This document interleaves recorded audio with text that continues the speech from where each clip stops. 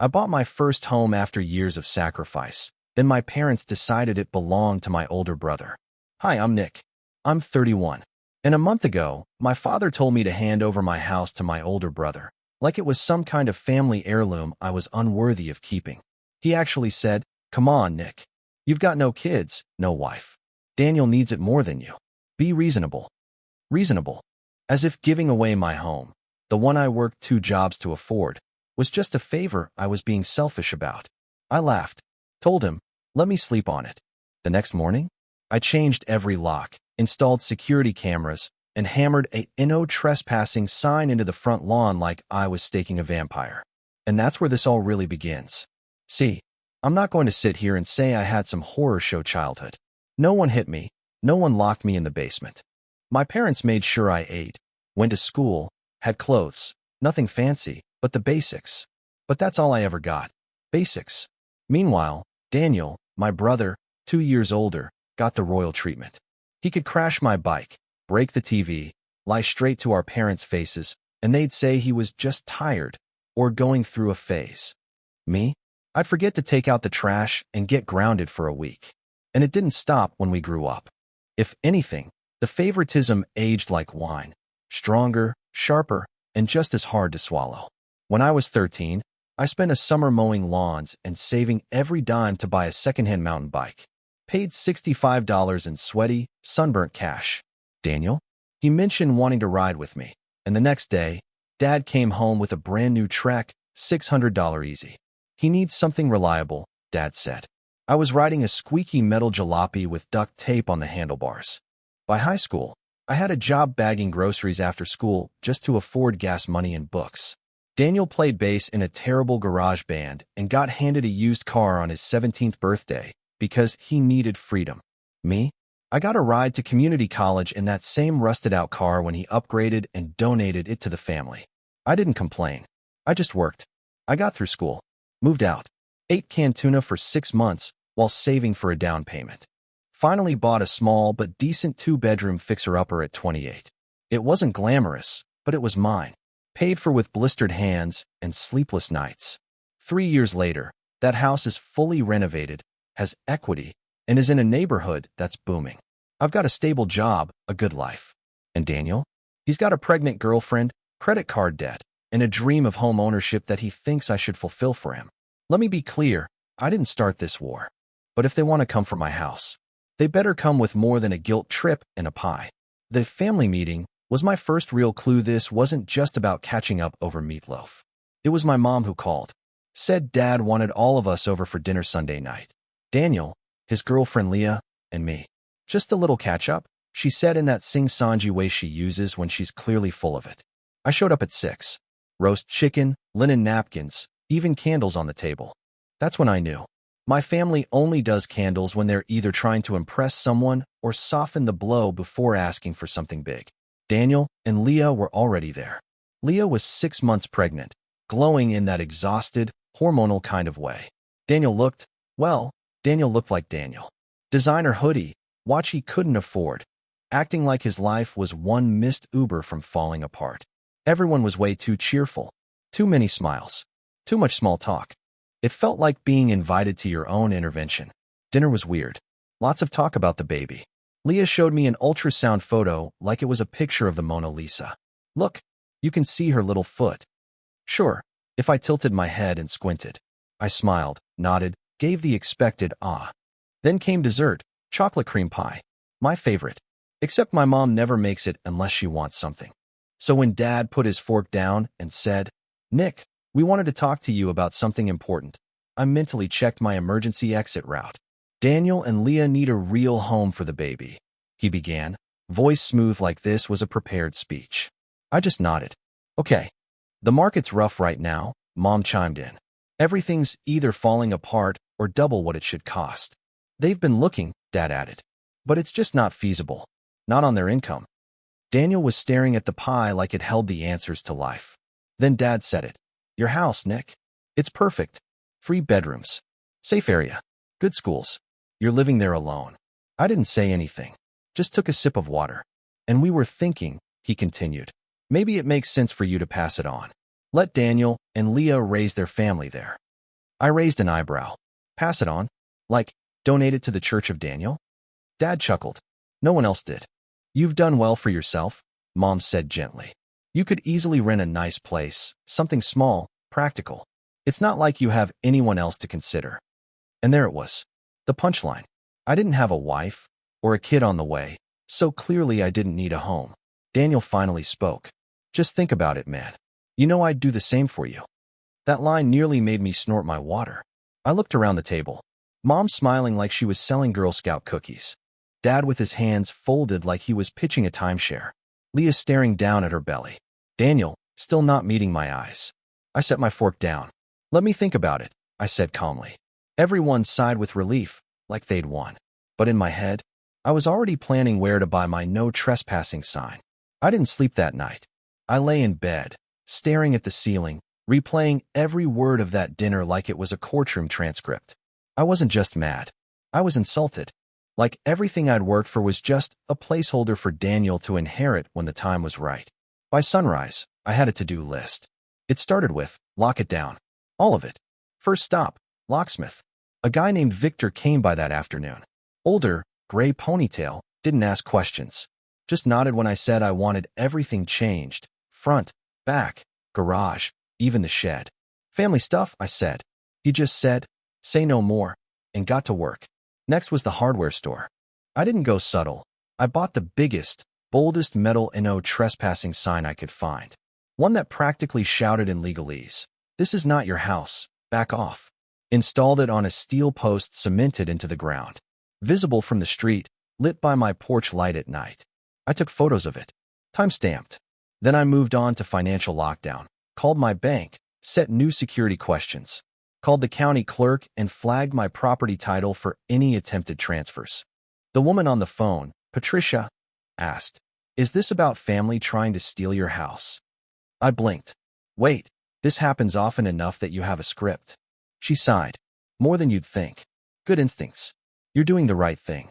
I spent the rest of the week making backup copies of all my house documents, deed, mortgage, inspection reports.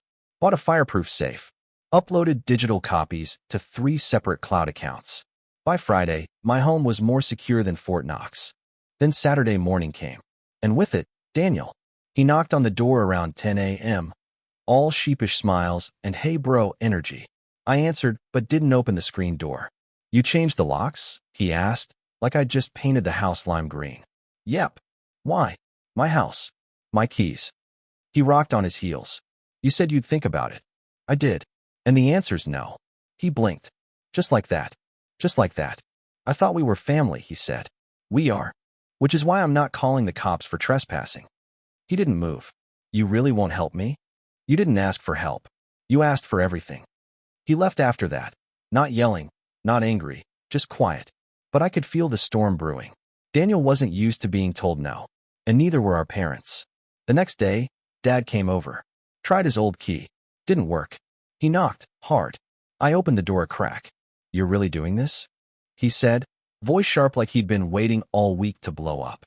"Doing what? Protecting my property from a hostile family takeover?" "Yeah, I'm really doing it." "This is low, Nick." I smiled. "Not as low as trying to guilt your son into giving away the only thing he's ever owned." He stared me down. "You've changed." I nodded. Finally, by Monday, the gloves were off. I got 3 missed calls from Mom, all before 9 a.m. The 4th came with a voicemail, her best, devastated matriarch, voice trembling through the speaker. She talked about how disappointed she was, how I was tearing the family apart, how I was hurting the baby. I hadn't even seen the baby. By that afternoon, Daniel had escalated. I got a text, longer than some ebooks, saying he'd be willing to rent the house from me until they could afford to buy it. Said he'd fix anything, take care of it like it was his. I didn't respond, because it was mine. And frankly, I wouldn't trust Daniel to take care of a cactus, let alone a property. That night, I got a call from an unknown number. A woman's voice, professional, clipped, said she was a real estate attorney working on behalf of the family to initiate a property transfer inquiry. I nearly dropped my phone. I told her there was no transfer, that I wasn't giving up the property, and that if she called again, I'd file harassment charges. Then I hung up and called Patricia at the recorder's office. Ah, she said. They're escalating. Is there anything else I can do? Yeah, she said. You can document everything. Paper trail, emails, voicemails, texts. Just in case someone tries to claim you agreed to something. I thanked her, hung up, and immediately started a folder on my computer called Family Nonsense. And just when I thought it couldn't get more ridiculous, Tuesday morning rolled in like a sitcom. I walked out onto my porch with coffee in hand, glanced down the driveway, and there he was.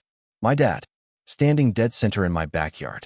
He didn't knock, didn't call, just helped himself to my private property like it was 1998 and I still lived under his roof. I opened the sliding door. What are you doing back there? He turned slowly, like a horror movie villain. Just thinking. You can do that on the sidewalk. He didn't move. You put a lot of work into this place. Looks good. Thanks, I said cautiously. Would be a shame if something happened to it. I stared at him. Excuse me. He shrugged. Pipes burst. Fires happen. Power surges. You never know. My spine went cold. Are you threatening my house? I'm saying, you've got a lot to lose, Nick. That's all. That was it. No more giving them the benefit of the doubt. No more assuming they'd come to their senses. I told him to leave. He did, but not before muttering something about how I wasn't raised to be this selfish. That night, I doubled my homeowner's insurance. Then I called a security company and had surveillance cameras installed, front door, backyard, driveway, even motion lights. Cost me nearly $1,000, but I slept better that night than I had in weeks.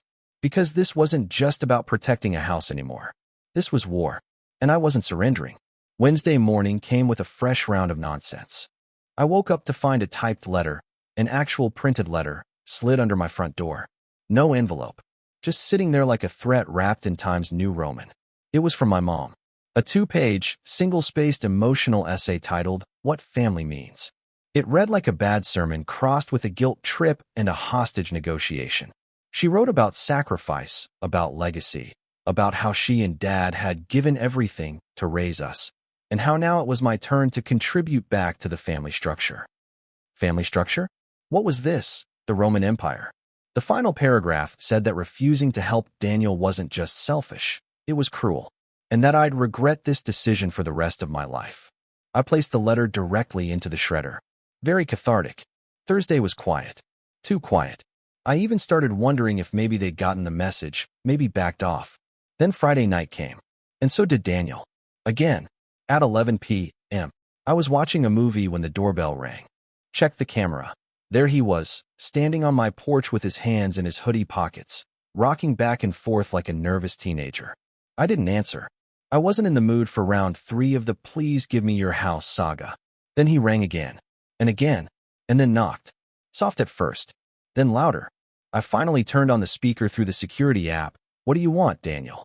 He looked up, clearly startled that I was talking to him through the camera. Can we talk? Just 5 minutes. About what? Unless it's you offering to buy me pizza and never speak to me again, I'm not interested. I'm not here to fight, he said. I want to talk. Brother to brother. There was something different in his voice. Something tired. I sighed, then opened the door, but left the screen locked. You've got 5 minutes. Say your piece. He looked like hell. Hair a mess, bags under his eyes, sweatshirt stained like he hadn't changed in a few days. He stepped back, hands raised like I was going to spray him with a hose. I get it, he said. Okay, I get why you said no. I probably would have said no too. I said nothing. Let him keep talking. I messed up, man. I didn't save, I didn't plan. I thought there'd be more time. But the baby's almost here and I feel like I'm drowning. That last part didn't feel rehearsed. Then learn to swim, I said flatly.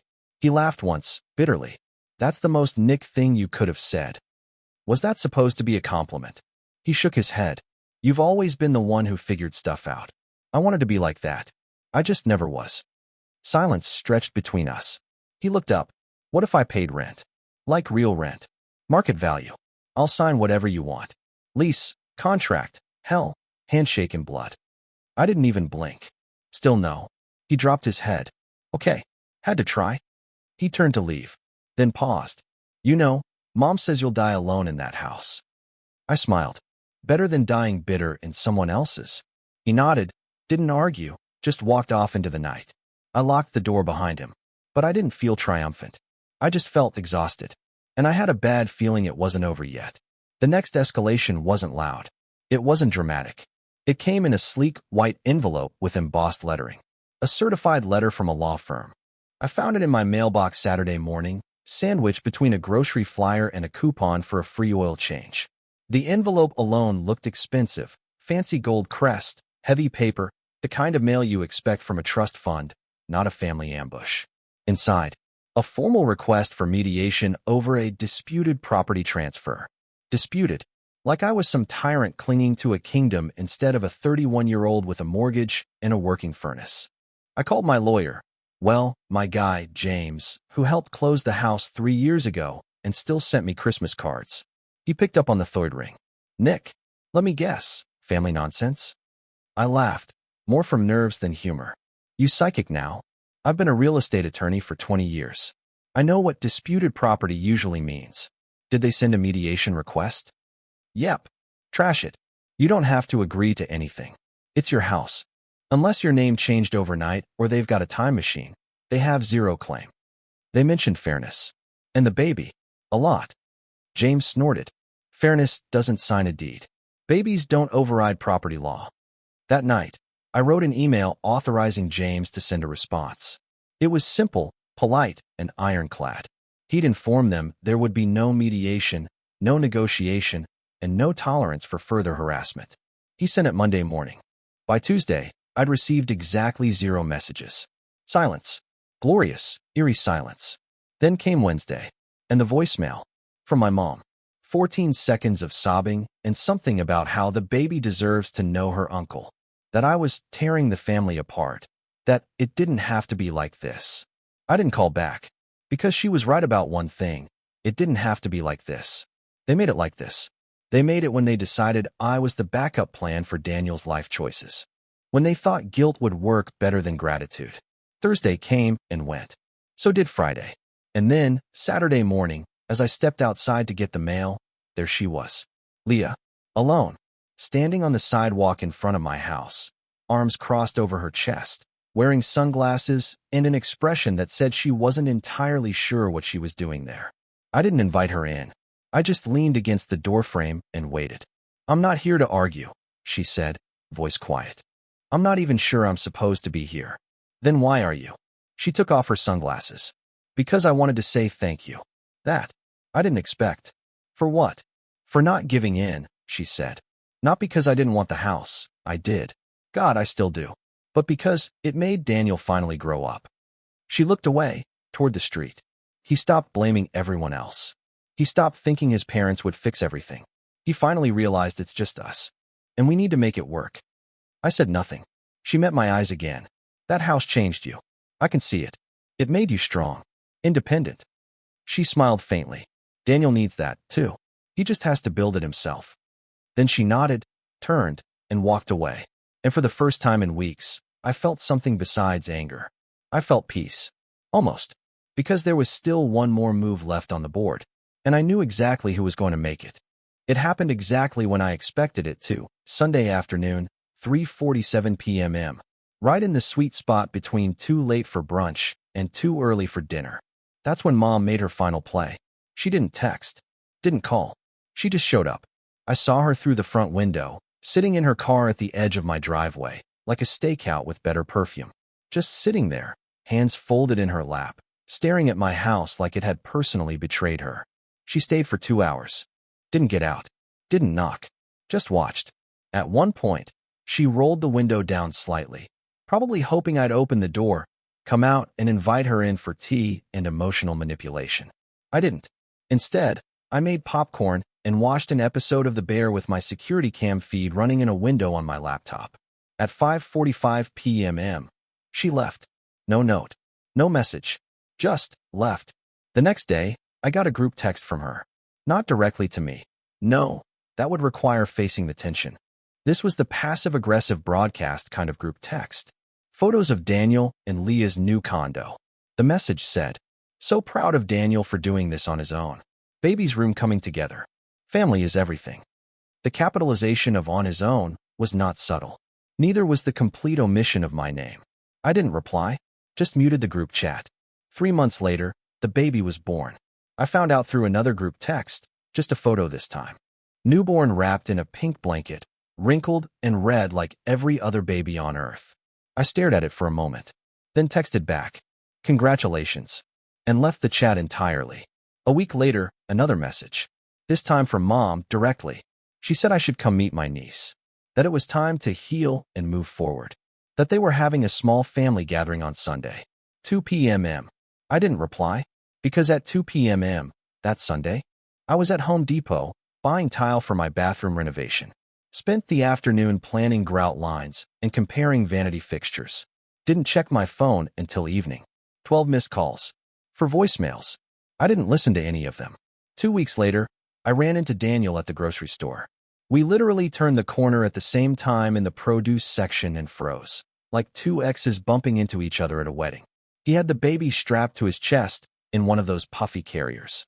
She was asleep, wearing a tiny pink beanie with little bare ears. "Hey," he said, quiet. "Hey." An awkward pause. "She's cute," I said. It was the polite thing to say, and also true. He nodded. "Thanks." Then he shifted his weight like he was about to say more, but I cut him off. "I gotta go."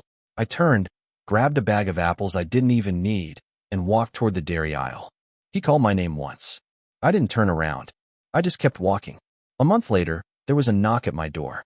I checked the camera. It was Leah, again. No baby this time.